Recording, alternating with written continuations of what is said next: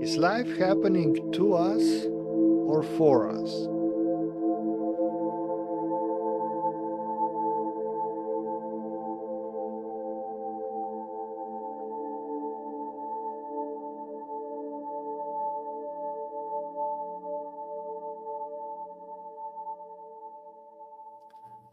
Today I'd like to start where I ended last Friday. Things are not happening to you. Life is not happening to you.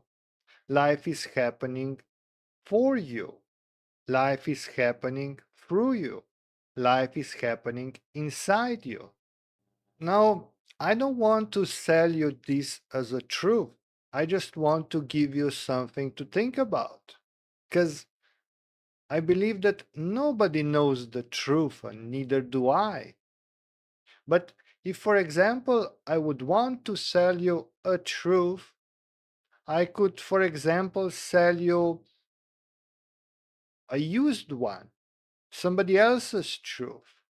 Like, for example, the truth that we are living in an objective reality. When we believe in objective reality, we believe that what we cannot see, smell, taste, or touch does not exist. All of our scientists believe in objective reality. They believe in objective reality for a very long time. They believed that even before we invented the microscope. Today we have a microscope. So I guess today we have objective reality plus germs and microorganisms. But we are thinking beings. We have science that gives us, I don't know, a large hadron collider where we are still searching for things that we did not find yet. But at the same time, we strongly believe in objective reality. We strongly believe that we know what reality is, even though we did not find everything that it is to find in this reality, but we know what it is. Objective reality tells us that we can hear the sounds that are outside of us. Do you know how many sounds are outside of us? None. None whatsoever. There is not, there is never been, and there will never be a sound outside of us. There is a cute riddle. Does a tree still make some noise if it falls when we are not there? The answer is simple. No, it doesn't. Because nothing ever makes any noise. Everything it does, it makes vibrations. Noise is something that our ears do, not the world outside of us. Objective reality also tells us that what we cannot see does not exist.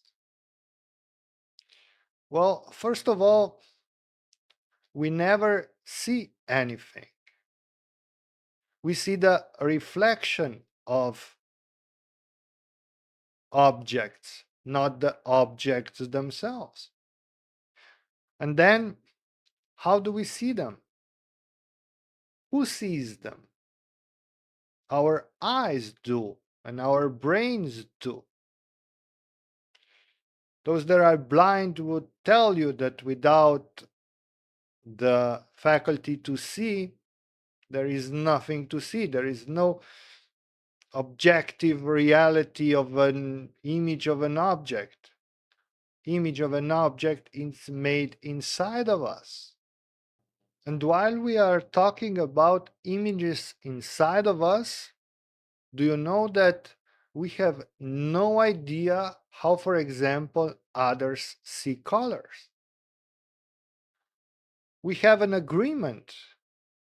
We know that certain color has certain name.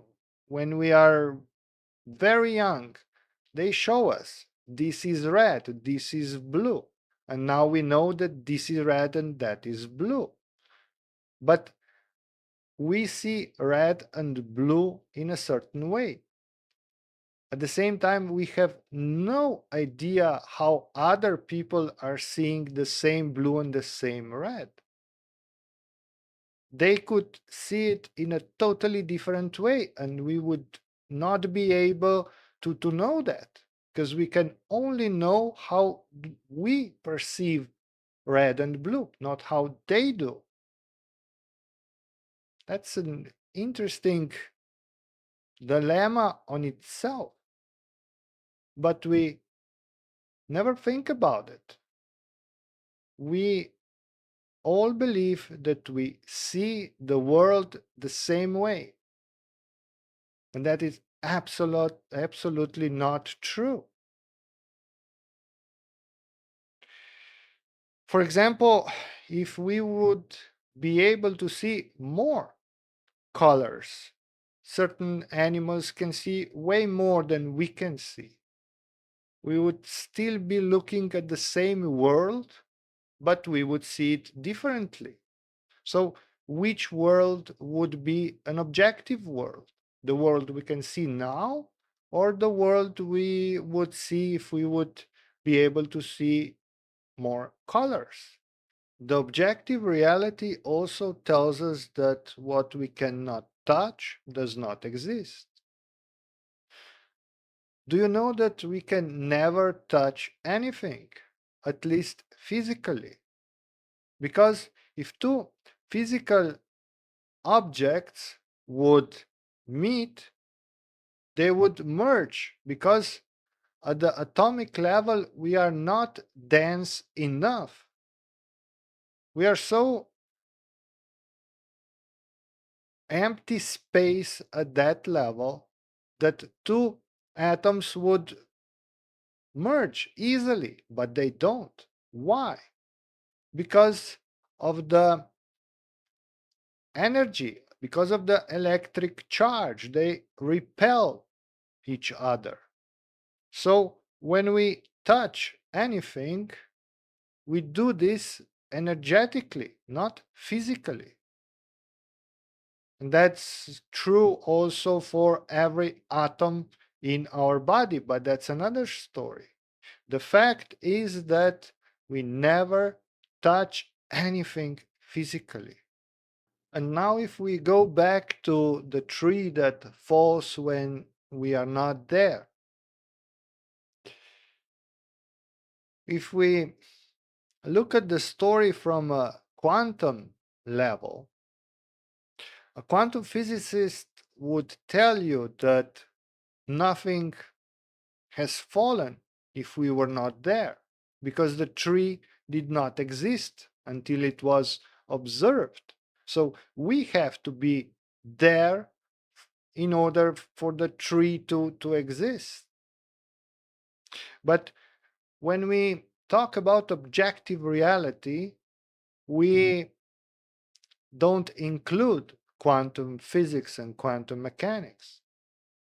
This is something they cannot disprove, so they use it in their books and on their boards when they do math and physics.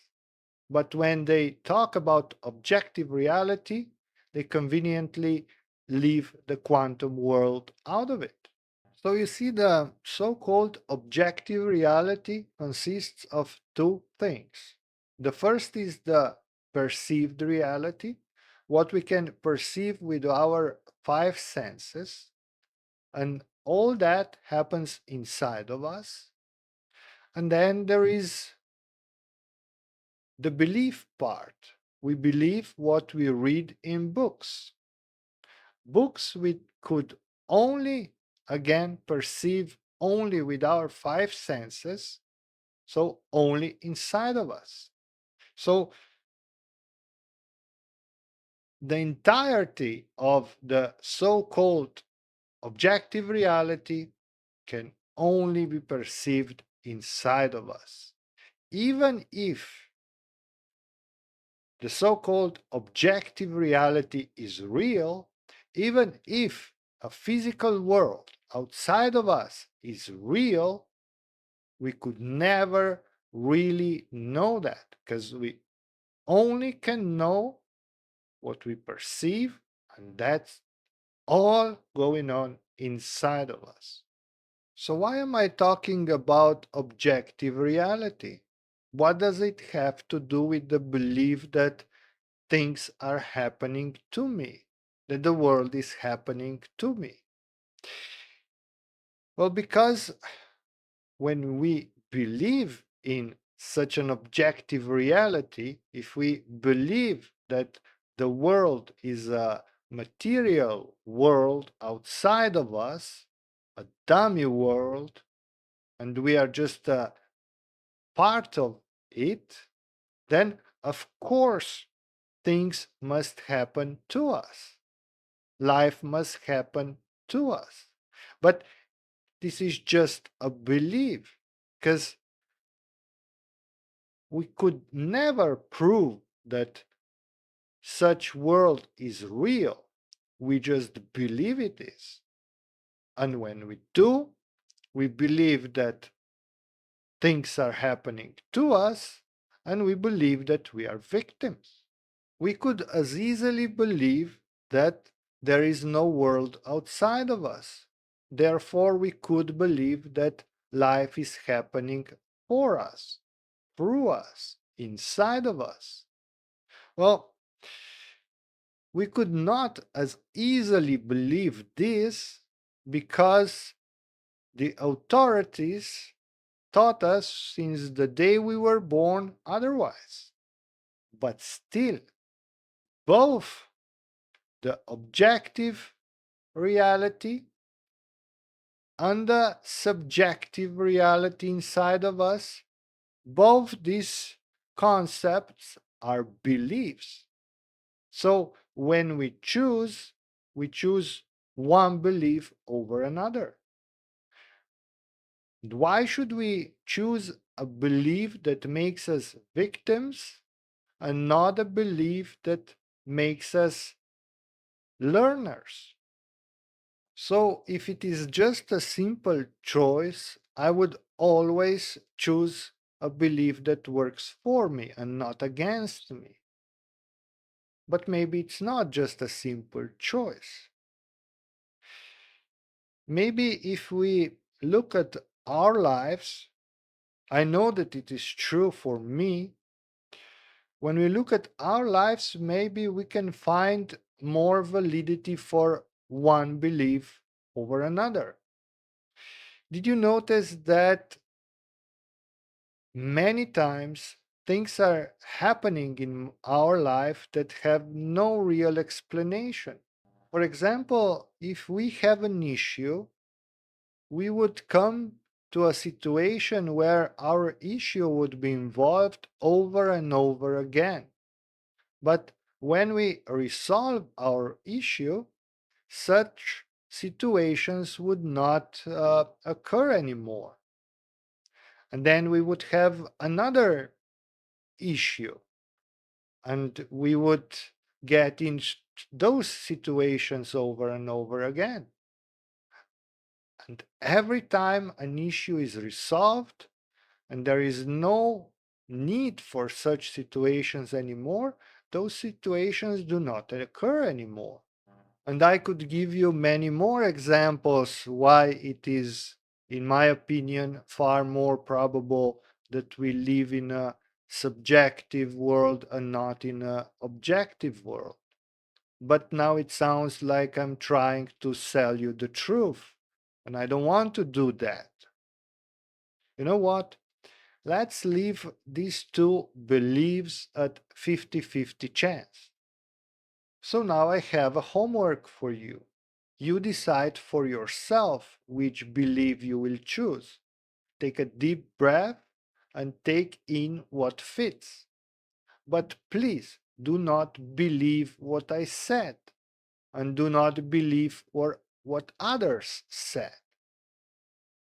It's your life. You have the right to choose for yourself. So, my friend, what do you think? Has this video happened to you or for you? If your ego is telling you that it is pointless to like, comment, and share my video with your friends, don't always listen to your ego. Listen to your heart, my friend.